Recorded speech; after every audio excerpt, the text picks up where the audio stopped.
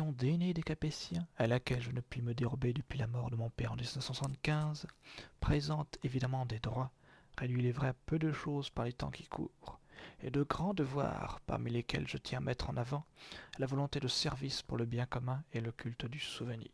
J'ai le sentiment que tous les aînés de ma famille ont raisonné eux-mêmes depuis Capet, mais mon propos aujourd'hui est d'évoquer ce que fut la commémoration du millénaire capétien. C'est d'abord de rappeler les raisons profondes de cette célébration, puis de tenter d'en esquisser un premier bilan, et enfin d'en mesurer les effets.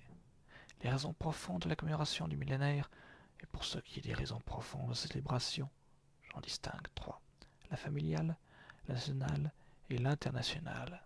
Célébrer le millénaire de l'élection et du sacre du Capet, c'est d'abord évoquer l'histoire d'une famille, et en l'occurrence de ma famille.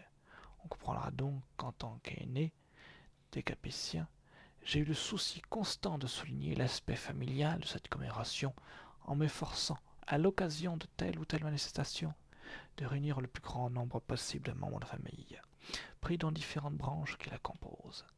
J'ai la joie de constater que, après plus de 1000 ans d'existence prouvée, ma famille est encore bien vivante et nombreuse, car elle compte de nos jours plus de 200 princes et princesses qui sont tous membres de la maison de Bourbon, dont l'ancêtre commun est Louis XIII. Célébrer le millénaire capétien, c'est aussi rappeler aux Français l'intime union de destin de la famille et de la patrie commune. C'est en cela que cette célébration a également revêtu une dimension nationale. En effet, 987 marque l'avènement non pas tant d'un homme capet que d'une famille, les Capétiens. Une famille qui s'était d'ailleurs déjà illustrée auparavant et dont des membres, connus sous le nom de Robertiens, avaient régné à plusieurs reprises à l'époque carolingienne. L'événement de 987 ne marque donc pas une rupture, mais bien une continuité. Une continuité de service et de sacrifice d'une famille à ce qui était le royaume franc et qui deviendra le royaume de France. Je ne rappellerai pas le détail de la succession capétienne, mais je soulignerai au passage l'histoire des premiers Capétiens, ceux que l'on a nommés les Capétiens directs, qui en 329 ans ont réussi à mettre en place toute l'institution royale française qui gouverna la France de manière ininterrompue pendant plus de 8 siècles. Une constitution non écrite mais durable. Durant toute cette période s'élabora ce qu'il est convenu d'appeler les lois fondamentales, véritable constitution du royaume, mais constitution non écrite fondée sur la coutume, c'est-à-dire sur un usage ratifié par le temps.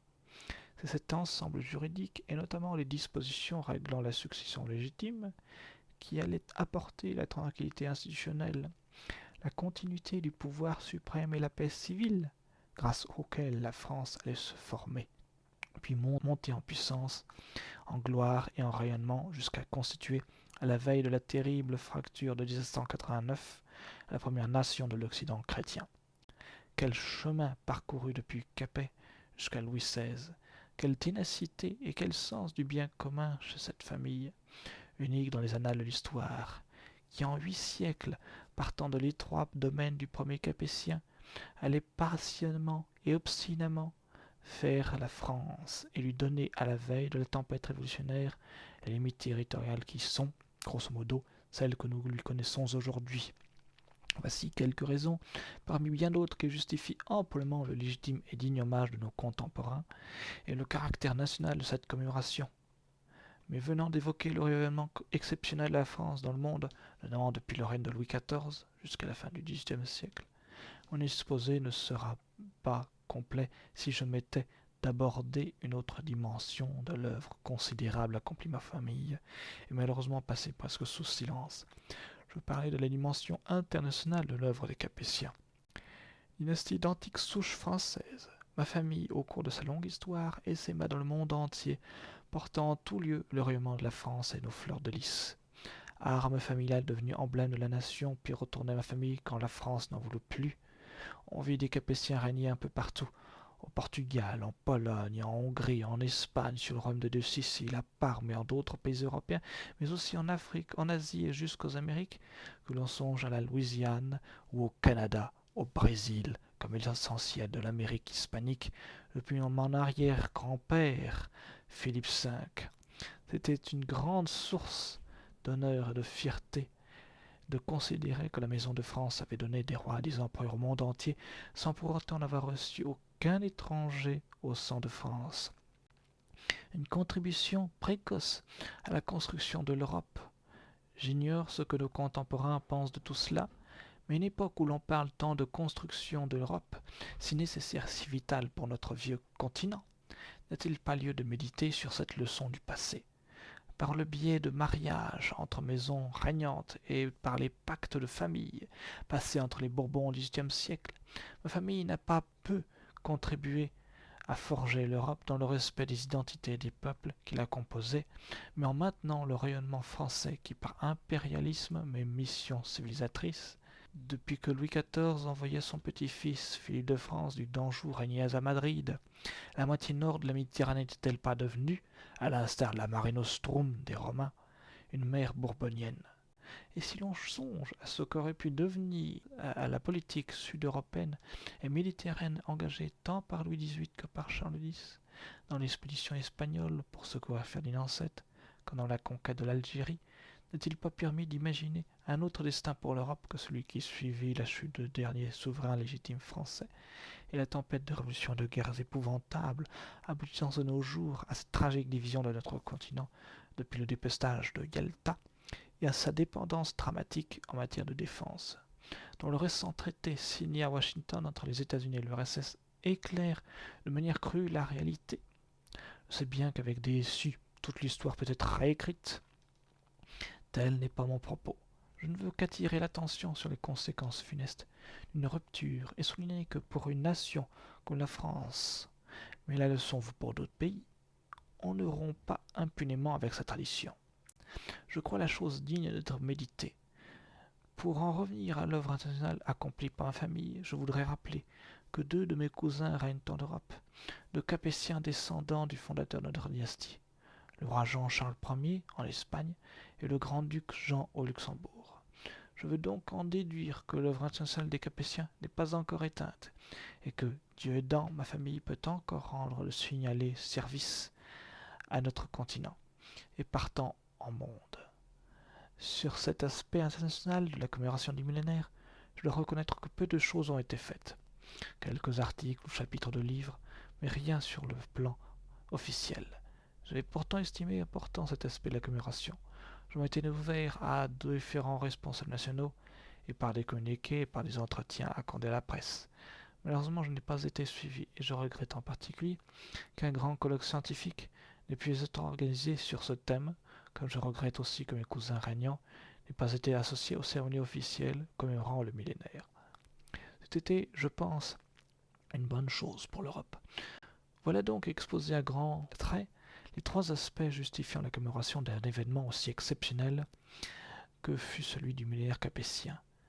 Un bilan du millénaire esquissons à présent un rapide bilan des célébrations qui ont marqué cette commémoration. Ce qui m'aura le plus frappé au cours de cette année, c'est le formidable élan que j'ai constaté partout pour célébrer l'événement. M'étant rendu dans plus de 70 villes de France pour répondre aux invitations qui m'avaient été transmises, je suis bien placé pour en parler. Ce qu'il convient d'abord de souligner, c'est la multiplicité des initiatives, des conseils régionaux ou généraux, des départements, des cantons, des villes, des petites communes, des sociétés savantes, des associations ad hoc ou de simples particuliers ont eu à cœur de célébrer l'événement avec dignité et enthousiasme, sans oublier les autorités religieuses. Cela m'a particulièrement touché et profondément ému. J'ai pu ainsi m'intéresser à un nombre impressionnant de colloques, d'expositions, de reconstitutions historiques et d'initiatives de toutes sortes. Le tout dans une bonne humeur qui n'excluait ni le sérieux ni l'attachement au passé de la part de ses organisateurs. En contrepoint de cette extraordinaire floraison d'initiatives, il faut aussi évoquer l'attitude des pouvoirs publics, de le moins que l'on puisse en dire, et qu'ils ne se sont pas singularisés par un enthousiasme débordant. Un timbre destiné à l'affranchissement aux tarifs lents, malencontreusement sorti quelques semaines à peine avant le changement des tarifs postaux, rendant l'usage de la vignette mal commode. Une belle pièce de monnaie de 10 francs, hélas, frappée à faible nombre. Une messe à Noyon, où l'on n'a pas jugé utile d'inviter les Capétiens. Une exposition itinérante des archives nationales. Ces quelques réalisations, timides et comme faites à contre-cœur, ne saurait compenser l'absence totale de toute création importante dans le grand moyen de communication sociale qu'est la télévision. 6 chaînes, sans compter une demi-chaîne culturelle, et pas un seul programme sur UKP et l'œuvre des Capétiens, aucune émission sur l'histoire de cette dynastie, alors que nous le savons bien, les Français sont friands d'histoire. C'est confondant. On peut donc légitimement s'interroger sur ces carences et sur la redistribution sélective des deniers de l'État en mettant en parallèle les sommes colossales destinées aux manifestations de plus ou moins bonne aloi et le budget chétif consacré à la commémoration du millénaire. Serait-ce de la part d'un État républicain la crainte somme toute bien compréhensible de rappeler aux Français les bienfaits millénaires de l'institution monarchique capétienne? Serait-ce aussi pour un État officiellement laïque la difficulté de rappeler aux Français que leur nation s'est construite sous l'effet conjugué de l'union du trône et de l'autel? Serait-ce encore pour un État qui n'a pas craint de dévaloriser, par toute une série de mesures d'incitation légales et fiscales, le rôle de la famille? Serait-ce donc la gêne de rappeler aux Français que leur nation s'est précisément édifiée sur l'exaltation du principe familial, puisque la famille capétienne, la famille royale, récapitulait toute la famille du royaume, lesquels étaient au dire des anciens comme autant de petits royaumes hiérarchisés, suivant les lois naturelles et divines. Ce sont, comme on l'aura remarqué, des questions que je pose sans vraiment me les poser, car je crains d'en connaître les réponses. Je le crains d'autant plus que je crois déjà entendre les fanfares et les tambours annonciateurs d'une autre commémoration, celle du bicentenaire de la Révolution, dont on sait combien l'État y est taché et dont on sait dès aujourd'hui les colossaux moyens qui y sont consacrés.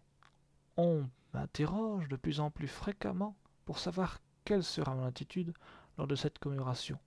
Je le dis et je le répète, j'approuve toutes les commémorations qui rassemblent et unissent les Français, mais je ne saurais m'associer à celles qui les divisent. Ma position est donc claire et sans ambiguïté. Si la commémoration du bicentenaire offre aux Français l'occasion d'en dresser un bilan sans complaisance, de faire litière de tous les mensonges apologétiques accumulés depuis 2 siècles, en un mot comme en 10, de faire le ménage dans ces écuries d'augias révolutionnaires, alors j'approuverai, car c'est autour de la vérité que les Français pourront réaliser une nouvelle unité. Et certes pas autour d'un mensonge, mais même entretenu, retenu et repeint à intervalles réguliers de pimpantes couleurs. Je constate à cet égard que, dans la volumineuse production de livres qui paraissent sur la Révolution depuis quelque temps et qui sont dus à de scrupuleux historiens, le bilan de cette période tragique de notre histoire est globalement négatif. Je m'en réjouis, non pas par je ne sais quel esprit de revanche, mais par esprit de vérité, parce que seule la vérité sauve et rend libre, tandis que la non-vérité aliène et corrompt les cœurs comme les âmes, mais aussi parce que, peut-être seulement, un pays comme la France, en ce moment si spécial de son histoire et de l'histoire mondiale, peut regarder en arrière vers son passé d'une façon critique. Cela aiderait beaucoup d'autres pays à faire de même, et je pense que l'unité y trouverait son compte en redimensionnant certains faits et certains passés. Mais je crains que l'esprit dans lequel l'État abordera la célébration du bicentenaire ne soit pas vraiment celui qui m'anime. L'avenir prochain nous le dira. On comprendra facilement que j'aurai à cœur de célébrer en 1989 le 4e centenaire de l'arrivée d'Henri IV sur le trône de France, et que cette année, il sera question pour moi de commémorer avec piété le 350e anniversaire de la consécration de la France à la Vierge Marie par Louis XIII et de la naissance de Louis XIV quelques mois après. L'histoire de France est heureusement riche de grands événements diversifiés qui peuvent renforcer notre amour de la véritable tradition nationale. Les effets de la commémoration du millénaire, en tout cas, et pour ce qui me concerne, l'année 1987 restera une grande année de retrouvailles. Retrouvailles de l'année des Capétiens avec la France et retrouvailles des Français avec les Capétiens. Ces doubles retrouvailles m'invitent à présent à aborder le délicat sujet des effets pour l'avenir de la commémoration du millénaire capétien. S'il est arrivé parfois au cours de cette année que certaines manifestations revêtent un caractère folklorique que l'on peut regretter, je ne vois pas très bien, par exemple, ce que de pseudo-tournois peuvent apporter aux Français quant à la compréhension de leur histoire. Je crois pour l'essentiel que cette commémoration fut excellente. Elle le fut parce que, précisément, animée par le véritable esprit, une commémoration qui n'est ni nostalgique ni passéisme. La commémoration du millénaire n'a pas succombé à la mode rétro. Dieu merci. Tout au contraire, cette commémoration nous aura obligés à un effort de la mémoire, de la longue mémoire de la nation, et nous aura introduit dans l'intelligence de la durée et de la continuité qui l'informe. Elle nous aura fait retrouver nos racines, notre identité, et nous réapproprier l'héritage que nous a été légué par toutes les générations qui nous ont précédés. Cette commémoration aura été l'occasion exceptionnelle et quasi providentielle pour une nation de se souvenir d'elle-même, non pour se contempler avec délectation, mais pour mesurer le chemin parcouru et en retrouver les repères pour avancer. Sachant d'où nous venons, nous pouvons espérer savoir où nous allons. Je l'ai déjà déclaré, il y a dans cette longue aventure de la France capétienne des recettes à retrouver et à appliquer de nouveau à nos sociétés déboussolées, à un ordre social, à la loi naturelle et à la loi divine, c'est-à-dire au décalogue et à l'évangile, une exaltation de la famille qui est la cellule de base de toute société normalement constituée, le respect et le maintien du dépôt de la tradition qui nous vient du fond des âges, un pouvoir suprême qui incarne le destin de la nation et qui soit durable, non sujet aux aléas de l'opinion, pouvoir fort dans ses attributs régaliens, mais tempéré dans son exercice, pour tout dire paternel et dévoué au bien commun. Je ne cite ici que quelques recettes tirées du vieux livre de l'histoire de France, mais ce sont des recettes qui ont fait leurs preuves et qui ont fait la France. C'est aux Français de savoir s'ils veulent, dans cet ancien livre qui contient encore, je veux l'espérer, bien des pages vierges disposées par la providence divine, écrire de nouveaux chapitres de leur avenir sur le papier solide de leur histoire passée.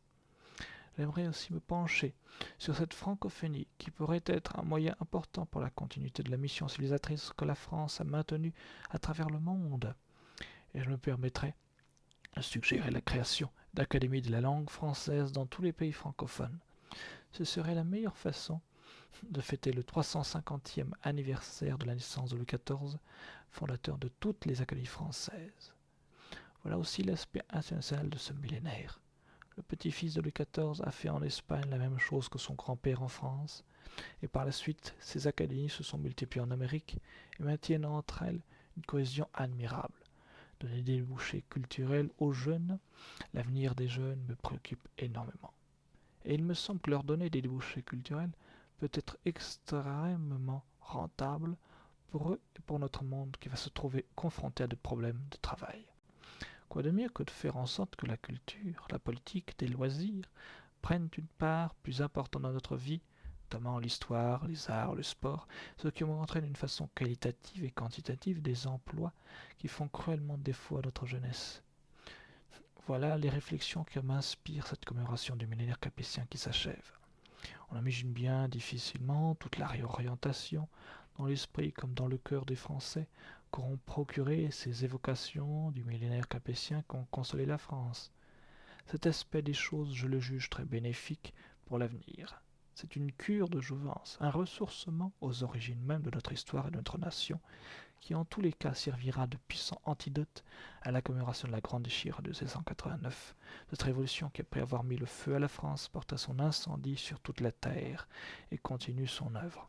Que l'on songe aux centaines de millions de morts victimes depuis des siècles, des théories de l'intelligence devenues folles, les Lénine, Staline, Hitler, Mao, Pol Pot, Castro et autres ne sont que les fils des Danton, Robespierre, Saint-Just, Marat, Turreau, Carrier et les épigones de la Révolution universelle.